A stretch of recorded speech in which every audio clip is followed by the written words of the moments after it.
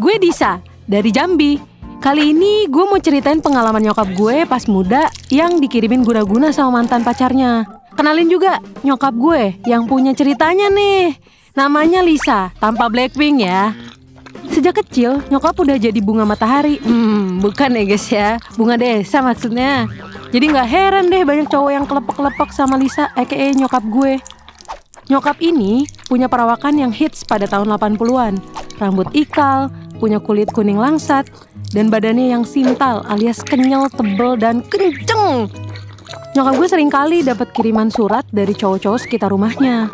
Isi suratnya gombalan maut gitu, tapi nyokap nggak termakan sama gombalan mereka. Karena nyokap tuh udah punya bokin. Ciu! Dari sekian banyak yang ngirimin surat, nyokap masih setia sama pacarnya. Namanya Dodi. Mereka udah ngejalin asmara lumayan lama sih. Dari awalnya mereka ketemu di layar tancap, berujung deket, jalan-jalan bareng, naik sepeda, sampai akhirnya nyokap ditembak sama si Dodi, dan mereka jadian tuh. Nyokap sama Dodi terpaut umur yang lumayan jauh, sekitar 10 tahun. Saat itu nyokap gue baru menginjak usia 15 tahun, sedangkan Dodi udah 25 tahun.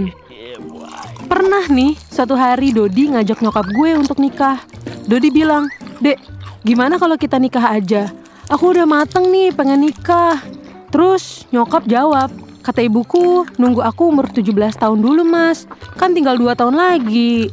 Dodi marah denger jawaban nyokap. Sambil berdiri, Dodi bilang, "Keburu bangkotan aku nunggu lama-lama.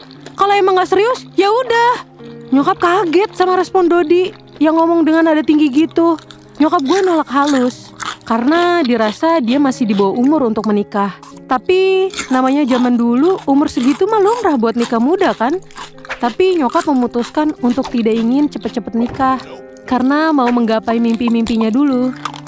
Sejak hari itu, Dodi udah gak pernah nih menjalin komunikasi lagi sama nyokap. Bak ditelan bumi.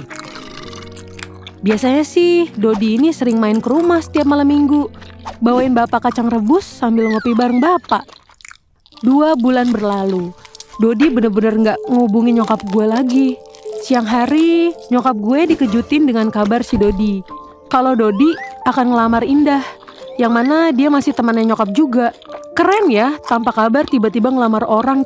Tentu aja nyokap gue sedih dan kecewa yang mendalam melihat itu semua. Gimana enggak, nyokap cinta banget sama Dodi, tapi Dodi malah ngelamar temennya. Suatu hari, nyokap gue lagi cuci baju di sungai. Tiba-tiba Dodi datang nyamperin dan terjadilah percakapan. Dodi bilang, "Kalau kamu tahu aku ngelamar orang lain, harusnya kamu marah dan cegah itu, bukan malah diem seperti nggak